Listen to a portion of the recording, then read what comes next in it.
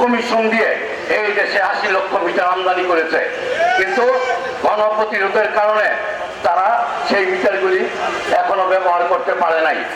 সেই মিটার পুনরায় আবার ব্যবহার করার জন্য, এবং আমি মনে করি ব্যক্তিগতভাবে, যেহেতু আমি একটা রাজনৈতিক দলের সমর্থক, একটি জনপ্রিয় সরকারকে 17 বছর পরে জনগণের ভোটে নির্বাচিত একটা জনপ্রিয় গ্রহণযোগ্য সরকারকে বিতর্কিত করার জন্য এই আমলাদের মধ্যে গাপটি মেরে থাকা ফ্যাসিস্টের যারা লেজুর ভিত্তি করে, তারাই এই সরকারকে বিতর্কিত করার জন্য ইচ্ছাকৃতভাবে পুনরায় আবার প্রিপেড মিটার ইস্যুকে সামনে নিয়ে এসেছে।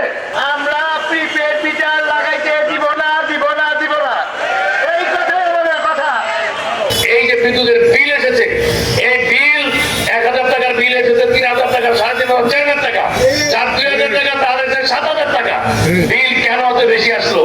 আজকে সকালবেলা আমি একটা চ্যানেলে দেখলাম, পিডিপি বিদ্যুৎ উন্নয়ন বোর্ডের চেয়ারম্যান, উনি বলেছেন প্রিপেড মিটার এখন 200 ডিজিট, যে মাসে 200 ডিজিট হবে, 200 আপনাকে টিপতে হবে, টিপে প্রিপেড মিটার দেখতে হবে, চালু করতে হবে।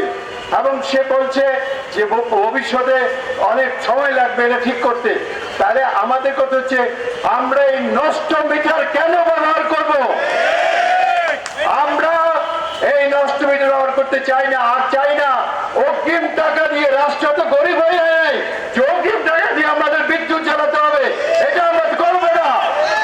এবং আমরা আপনার কাছে জিজ্ঞাসা করতে চাই, প্রিপেড মিটারের অনেক কথা শুনেছেন, আমি এত গভীরে যেতে চাই না, আমি শুধু বলতে চাই, আমরা কি প্রিপেড মিটার ব্যবহার করব? আমরা প্রিপেড মিটার ব্যবহার করব না। আমরা মামলা মোকদ্দমা খাবো, জেলে যাব, তবু প্রিপেড মিটার লাগাতে দেব না।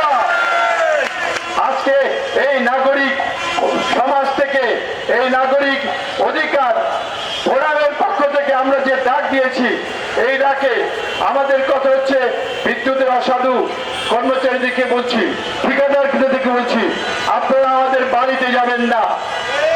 বন্ধুরা, আমাদের বাড়িতে যাবেন না।